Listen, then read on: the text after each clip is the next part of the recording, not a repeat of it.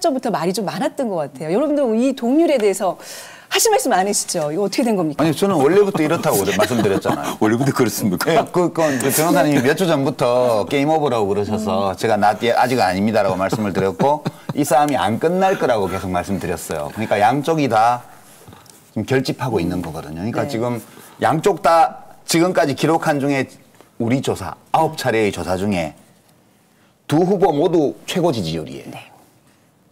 아, 그런가요? 그죠? 네, 두 후보 모두 최고 지지율인 동시에 소수점 이하 자리까지 지금 똑같게 나왔고요. 9차 조사까지 중에 두 후보 모두 제일 높은 수준에서 동률이고요. 정당 지지율도 동률이에요. 이건 무슨 소리냐 하면 정당 지지율도 동률이에요. 이 조사에서. 이것은 양 진영이 결집도를 굉장히 끌어올렸다는 뜻이거든요. 양 진영이라는 표현보다는 이제 1, 2위, 1등을 다투는 두 후보를 지지하는 유권자들이 최대로 결집되는 쪽으로 지금 선거가 임박해 오고 있기 때문에 앞으로 두 후보 모두 더 올라갈 가능성이 있다고 저는 봅니다. 그렇게 돼 있고 뭐 해석은 간단하죠. 똑같으니까 지금 우열을 가릴 수 없다. 그리고 여러 조사들을 우리 조사뿐만 아니라 다른 조사를 감안해 보면 실제 여론이 어떤지는 모르겠으나 그런 여론조사들이 민심의 변화를 정확히 포착한 것이었다면 그러면 윤석열 후보가 적어도 불리하지 않은 또는 조금 유리한 국면으로 끌어오던 선거가 지금 추격을 당해서 지금 우세와 열세를 따지기가 어려운 국면으로 온 것 아니냐 이렇게 보고 약간 윤 후보가 좀 쫓기는 입장이고 그랬기 때문에 오늘 아침에 단일화에 관해서 내 책임이 아님을 주로 이제 안철수 후보에게 결렬 책임이 있음을 떠넘기는 방식의 기자회견을 한 이유도 쫓기고 있다는 심리적인 압박감 이런 것들이 국민의힘의 선거 선대위를 지금 좀 약간 감도는 게 아닌가 그렇게 저는 해석을 합니다. 그리고 양쪽은 더 공고해지고 이제 거의 중도층을 공략해야 된다는 결과에 도달하네요. 근데 이제 보통 중도층이라고 이야기를 하는데 저는 그 표현을 조금 다르게 하거든요. 그러니까 아직까지도 어떤 쪽으로 결정을 못한 유권자들이 그냥 성향상 중도인이라는 이유 때문만에 그런 것은 아니라고 봐요. 그러니까 후보 선택의 기준이 어떤 이념 성향이라든가 또는 정당과 연고라든가 이런 것들 때문에 빨리빨리 결정하는 분들은 다 결정이 됐는데 그게 약한 분들은 계속 본단 말이에요. 그러니까 집으로 선거 공보 오는 것도 보고 TV 토론도 보고 주변의 사람들 말도 들어보고 뉴스도 챙겨보고 하면서 되게 10명 중에 한 3명 정도는 투표일 2주일 전부터 투표일 사이에 결정한다고 그래요. 결정이 안 된 분들은 여론조사 좀 덜 잡히죠. 사실은. 여기 중도로 잡히는 분들도 여론조사에 응한 분들이고요. 아예 자기가 태도 결정을 못했기 때문에 여론조사에 응하지 않는 분들도 많아요. 그래서 매우 신중하게 후보 선택을 하는 유권자들이 일정 부분 있고 이제 그분들이 어떻게 선택하느냐에 따라서 여론지표가 요 며칠 사이에 약간 큰 폭의 변화는 저는 안 일어나리라고 보고요. 마지막 법적으로 허용된 여론조사까지도 어느 쪽이 좀 앞서든 간에 우열을 확실히 가릴 수 없는 수준의 여론조사가 마지막까지 나올 거다. 변호사님이 주로 이재명 후보에 대해서 평가를 많이 해주셨기 때문에 저는 이제 윤 후보에 대한 느낌만 좀 말씀드리고 그래 균형이 맞을 것 같아요. 이제 뭘 모르는 건 확실한 것 같고요.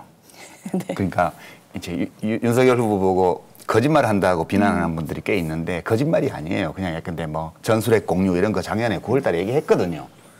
근데 이제 본인이 한 얘기들을 정확히 기억을 못하고 있다든가 또는 그 의미를 사람들과 다르게 이해하고 있다든가 이런 건 많아요. 그래서 일부러 거짓말하는 것은 아니고 그냥 진짜 잘 모르는구나. 그건 이제 좀 확인이 된 것 같고요. 두 번째는 이분이 대통령 후보의 일을 좀 버거워하는 것 같아요. 그러니까 대통령 후보라는 이 일이 이 윤석열이라는 분에게는 좀 버거운 것 같아요. 왜냐하면 특히 2차 토론 때 그 질문을 받고 질문을 못 들었다고 다시 얘기해달라는 게 2번이나 나왔는데요. 너무 긴장해서 그럴 수도 있잖아요. 그리고 우리 토론하다 그럴 일 많잖아요. 그게 왜 그런 일이 벌어지냐 하면 캠프에서 이제 막 준비를 해와서 이런 걸 꼭 해야 돼, 저런 걸 꼭 해야 돼 하고 이제 숙지가 안 돼 있으니까 이걸 자꾸 본단 말이에요.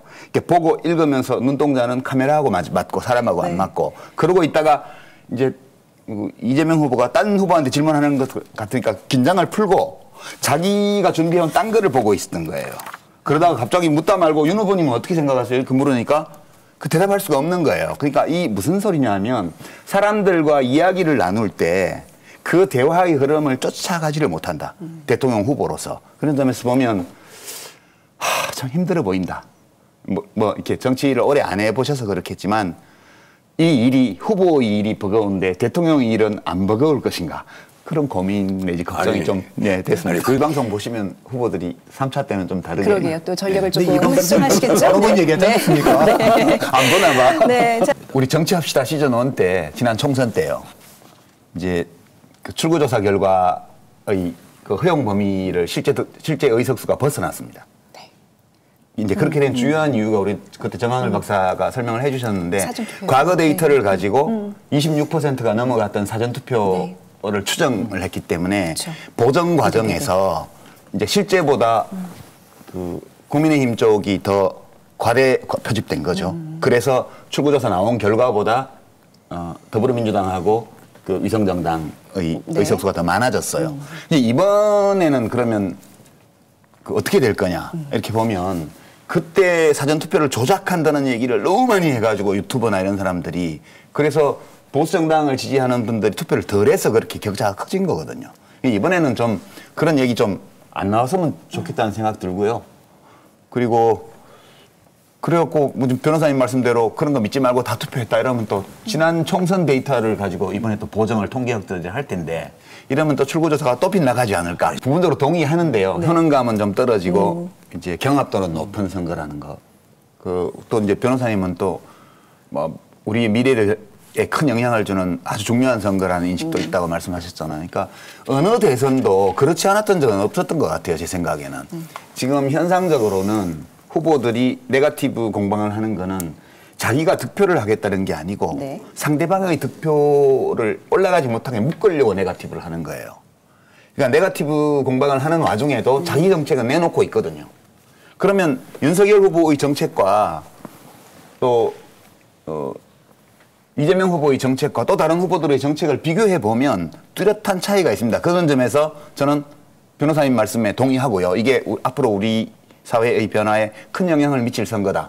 그렇게 이제 저는 말씀드리고 싶고 투표율은 대체로 이 조사를 보면 사전 투표율은 지난 총선이 26%를 넘었는데 이번에는 30% 넘으리라고 보고요. 기본적으로. 사전 투표를 저는 30 플러스 알파 이렇게 보고요. 그다음에 본 투표를 저는 이제 45 플러스 알파로 봅니다. 그러니까 미니멈 한 75% 정도의 투표율은 나올 걸로 보고요. 그러나 80% 넘는 투표율은 굉장히 옛날의 일이고 지금 근자에 별로 없었기 때문에 80%까지는 가기 어렵겠지만 75는 넘지 않겠냐. 이왕이면 뭐 우리 좀 허심탄회하게 한번 얘기를 본격적으로 해보죠. 이번 대선 승기 누가 잡을까요? 저는 뭐 사실 누가 이길지 모르겠는데 약간의 희망사항을 섞어서 그래도 이재명 후보가 좀 더 유력하지 않나? 그렇게 생각해요. 이제 근거는 두 가지인데요. 하나는 이제 지금 우리가 여론조사 결과를 보고 판세를 이제 판단하게 되는데 아직 덜 반영된 것들이 있을 수 있거든요. 그런 요소들이. 저는 이재명 후보에게의 지지율에 아직 덜 반영된 요소가 있다고 봐요. 그러니까 특히 그 젠더 갈라치기 식으로 해서 2030 남성표를 끌어오는 데 주력했던 이준석 후보 대표의 행보나 윤석열 후보의 여성가족부 폐지 공약이나 선거 공보에서는 빠졌습니다만 이렇게 해서 소위 20대, 30대 남성들의 관심을 좀 받기는 했는데 그게 대가가 따르거든요. 그렇게 갈라치기 하는 데는. 근데 이제 이 대가를 치러야 될까 아닐까가 지금 아직은 좀 불확실하긴 한데 가능성의 영역으로 20대, 30대, 2030 여성들의 전략적 투표. 이 가능성 하나 남아 있고요. 두 번째는 선거는 기본적으로 전쟁과 비슷해서 보병이 끝을 내는 거예요. 보병이 적진을 점령해야 끝나는 게 전쟁이거든요. 뭐 미사일, 항공기 이런 게 아무리 웃어도 결국 보병이 땅을 점령해야 돼요. 그러니까 투표는 누가 이기냐 하면 지지자들이 투표장에 가서 이기는 거예요. 그러니까 그 두 후보의 지지자들이 얼마나 절박하고 절실한가가 이제 마지막 승부를 좌우하는 건데 저는 이재명 후보의 지지층이 윤석열 후보의 지지자들보다 훨씬 더 구체적으로 절박하다고 봐요. 이제 그런 요소 있어서 그래도 반반인데 그래서 500원 걸으라 하면 이재명 후보 쪽으로 거는 게 조금 더 현실성 있지 않을까. 정권이 왔다 갔다 하는 게 민주주의인데 그래도 후보가 괜찮으면 교체하고요. 영 아니다 싶으면 5년 후에 또 교체할 수 있잖아요. 그러니까 마지막에 정권 교체를 반짝. 죽었다 깨도 꼭 2022년에 해야 될 이유는 없는 거죠. 다당제 연합정치 그 구성안이 담긴 의총이 지금 진행 중이에요. 아까 조원진 후보한테 전화한 거에 대해서 이제 정치 도의상 또는 뭐 인간적 도리상 좀 뭐 안 좋은 일이다 이렇게 말씀하셨는데 정한울 박사 얘기하신 거 있잖아요. 그러니까 지금 너무 갈라져 있으니까 어떻게든 좀 통합적인 행보를 가져간다 이런 얘기도 하셨고 제가 이게 다 그 맥락인데 지금 질문은 민주당 의총이에요. 네. 이렇게 선거제도라든가 뭐 이런 거 관련해 가지고 다당제 또는 정당 생태계를 안정화시킬 수 있는 그러니까 작은 정당들에서 좀 안정감을 가지고 정치를 할 수 있도록 제도적인 룸을 열어주는 이런 논의들을 한다는 거 아니에요. 근데 이게 다 통하는 얘기예요, 전부 다. 그러니까 지금 우리 오늘 여론조사를 아까 본방에서 보여드리지는 않았지만 계속 지지하겠냐 이렇게 물어보면 이재명 후보하고 윤석열 후보는 거의 85% 이상이 지지한다고 얘기를 해요. 계속 지지할 거라고, 안 바꿀 거라고. 반면에 안철수 후보하고 심상정 후보는 50%가 넘네요. 절반이 네. 바꿀 수 있다고 얘기를 하는 거예요. 그러니까 저기 룸이 있는 거예요. 네. 그죠? 그리고 조원진 후보를 지지하는 아주 극소수지만 뭔가 또 있단 말이에요. 그러니까 지금 이재명 후보는 네거티브 공방은 박성민 대표 말씀대로 상대방의 득표를 제한하는 효과가 있지만 내 표는 못 올려요. 내 표를 올리기 위해서는 바둑으로 치면 한 집짜리 끝내기라도 할 수 있는 건 다 먼저 한다는 뜻입니다. 그래서 제 표현으로는 되게 비위가 좋아요. 먹성이 좋아요. 그걸 쉽게 표현하면 뻔뻔스럽다 이렇게 얘기를 아니, 쉽게가 아니고 나쁘게 표현하면 뻔뻔스러운 거고요. 좋게 표현을 하면 굉장히 융통성이 있구나. 그리고 절박하구나. 이렇게 볼 수 있는 거예요. 똑같은 것도 물이 반컵이 남았냐, 반컵밖에 안 남았냐, 반컵이나 남았냐랑 비슷한 거예요. 그래서 저는 이재명 후보의 이 행보가 나오는 거는 지금 박성민 대표 얘기하신 그 얘기. 자기 표를 늘리는 선거 캠페인을 해야 된다. 그다음에 국민들이 중도층 쪽에서는 너무 갈라진 거에 대해서 좀 걱정이 있다. 그런 게 변호사님 보시기에는 저 고약한 놈 이렇게 보일지 모르지만 그렇게 말씀하시는 것이 곧 그 행보가 효과가 있으리라는 예측이 가능하기 때문에 변호사님이 그렇게 막 까신 게 아니라 이제 연관되는 거여서 사실 다른 이슈긴 한데 연관되는 거여서 그러니까 통합 쪽을 향한 행보를 보면 윤석열 후보 쪽은 거의 안 보여요. 그러니까 사용하는 어휘도 굉장히 과격한 어휘를 많이 쓰고요. 네. 이념적으로 보면 기존의 국민의힘 지지층에 어필을 하는 그런 이제 표현도 많이 쓰고요. 그렇습니다. 그런데 이제 선거 공보 집에 온 거를 우리 시민 여러분이 자세히 보시면 꽤 놀라실지도 몰라요. 그러니까 이재명 후보의 선거 공보를 보면 보수 후보 같아요. 이런 거 했어요. 앞으로 이런 거 할 거예요. 그리고 뭐 이런 거 할 거예요도 보면 그냥 잘할게요가 아니고 숫자를 딱 넣어가지고 뭐 주가는 5,000포인트 뭐 이렇게 이명박 대통령 생각나는 거예요. 그 사실 전통적인 관점에서 민주당 지지층의 관점에서 보면 뭐 이래 싶은데 지금은 어떠냐면 절박하니까 이쪽 지지층도 그래 이렇게 해서라도 중도층의 마음을 가져올 수만 있으면 좋아 난 받아들일 수 있어 되게 이런 분위기예요. 반면에 윤석열 후보의 선거 공보를 보면 제가 되게 놀랐는데요. 잡지 스타일이에요. 내용은 별로 없고 말이 엄청 많아요. 막 미사여구가 화려해요. 저는 이렇게 보면서 선거 캠페인의 컨셉이 없다. 이 윤석열 후보 쪽은 기본적으로. 그냥 정권 교체에 대한 어떤 찬성 여론이 높은 거 이거 하나만 믿고 처음부터까지 가고 있다. 그 이재명 후보는 자기의 약점이 뭔지를 잘 알고 자기의 득표를 올리기 위해서 전통적인 민주당 후보와는 다른 행보들을 선거 공보에서도 보여주고 지금 뭐 전화 통화하는 데서도 보여주고 저는 그거는 저는 죽어도 못해요. 제가 대통령 후보면 그런 거는. 그렇지만 그래 아이고 애쓰는구나. 그래 저렇게 해서라도 네. 표를 얻어야 돼.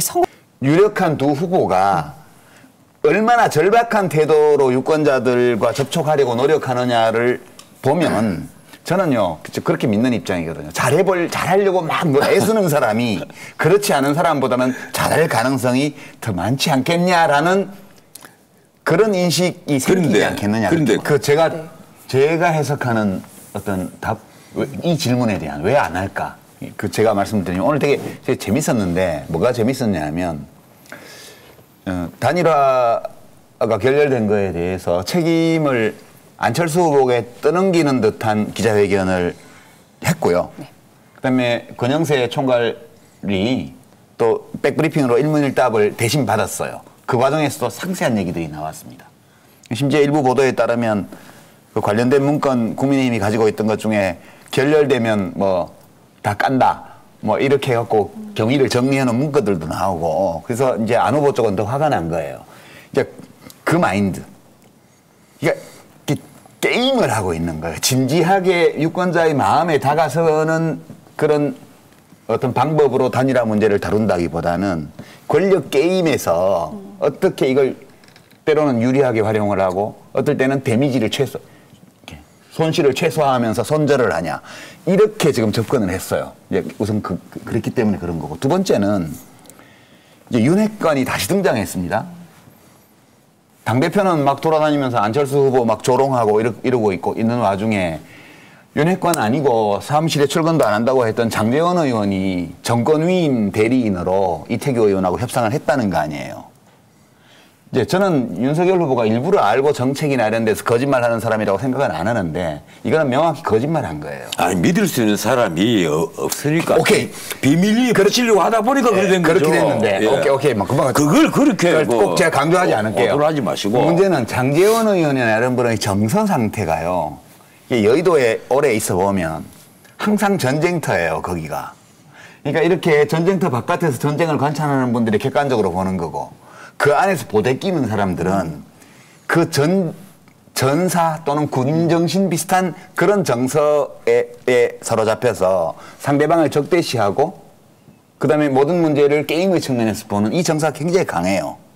그러니까 그 윤핵관 숨어있는 윤핵관들이 대리를 하면서 캠프를 지금 끌어가고 있기 때문에 지금 정한울 박사가 얘기한 차분하게 과학적으로 접근하는 이런 전략을 짜고 구체적인 정책을 마련하고 그것을 캠페인할 수 있는 방법을 찾고 이거를 안 하고 그냥 문정부에 대한 적대감 그다음에 이재명에 대한 혐오감 이런 거를 조장하는 방식으로만 캠페인을 하고 있기 때문에 내일 나온다고 하는데 안 나옵니다. 제가 보기에는. 나와도 지금까지 얘기한 거 반복에 불과할 거예요. 식물 대통령이 과연 국정을 잘 이끌어갈 수 있을까? 전통적인 해법이 있었죠. 옛날에는 어떻게 이게. 해야 될까요?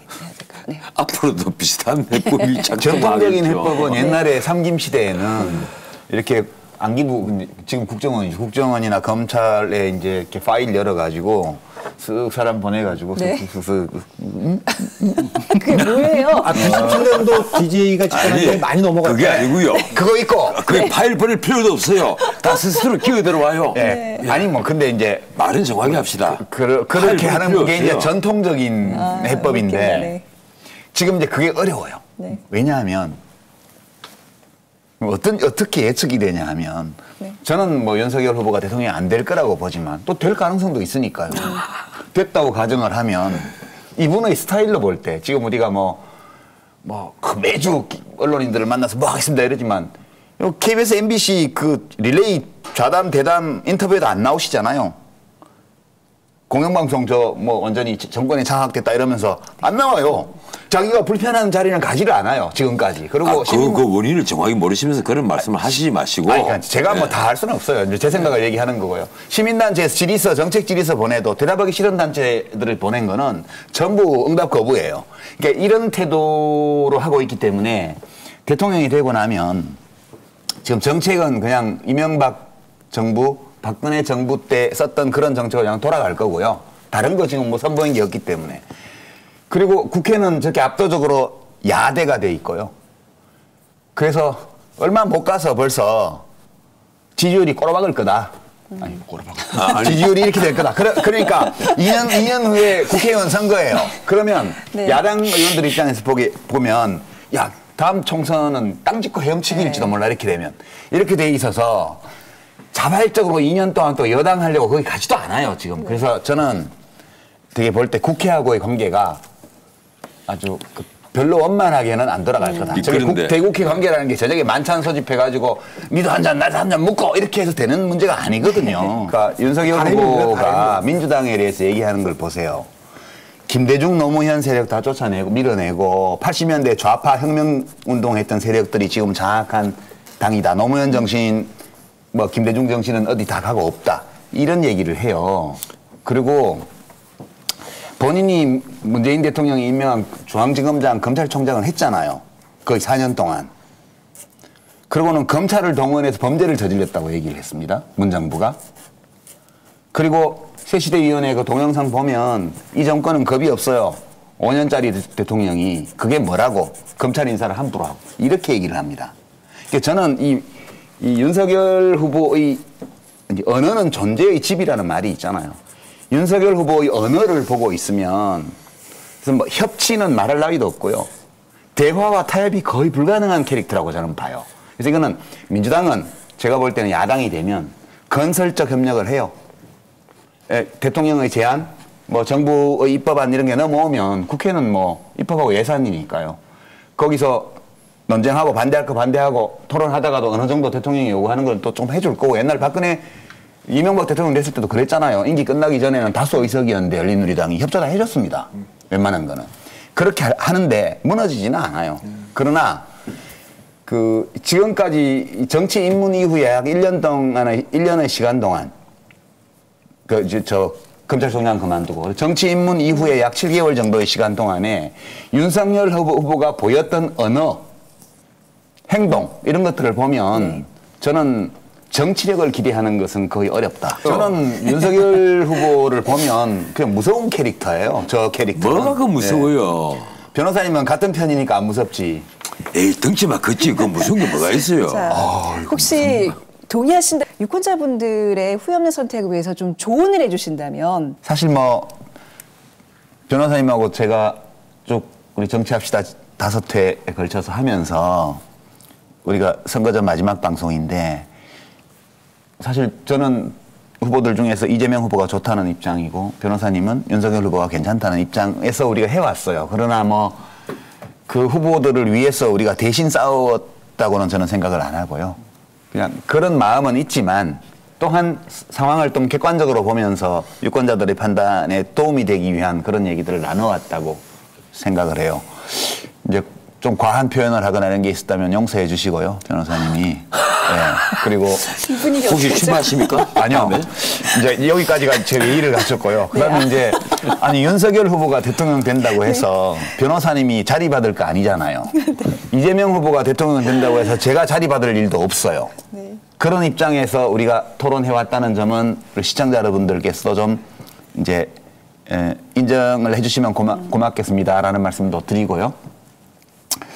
그다음에 이렇게 팽팽하기 때문에 투표할 맛이 나요. 이게 격차가 어느 쪽이든 확 벌어져 있으면 지난 2017년 대선 때처럼 마지막 여론조사에서 벌써 막 2자릿수 %포인트 차이가 나고 이러면 그래도 내 한 표를 주권자로서 행사해야 되니까 가서 그걸 확인하러 가는 거지 정말 내 한 표로 승패가 바뀔 수 있다는 생각은 할 수 없었죠. 근데 지금 이번 선거가 내 한 표가 승패를 바꿀 수 있는 선거가 돼 있어요. 이게 효능감이죠. 이게 효능감이라고 저는 생각을 해요. 그리고 후보들 사이의 차이가 뚜렷합니다. 뭐가 차이가 나는지 모르겠다라고 생각하시면 선거 공보를 다시 한번 보시고요. 예. 그리고 내 한 표가 승패를 바꾸고 우리의 미래에 큰 영향을 미친다는 그런 주권자로서의 어떤 자부심 이런 걸 충분히 느낄 수 있는 상황이기 때문에 꼭 투표를 해주실 거다. 많은 분들이 그렇게 믿고요. 끝으로 한마디만 딱 굳이 안 해도 되지만 그래도 붙인다면 그래서 이재명이 좀 낫지 않나? 그 점은. 예. 깔끔한 마무리입니다. 네.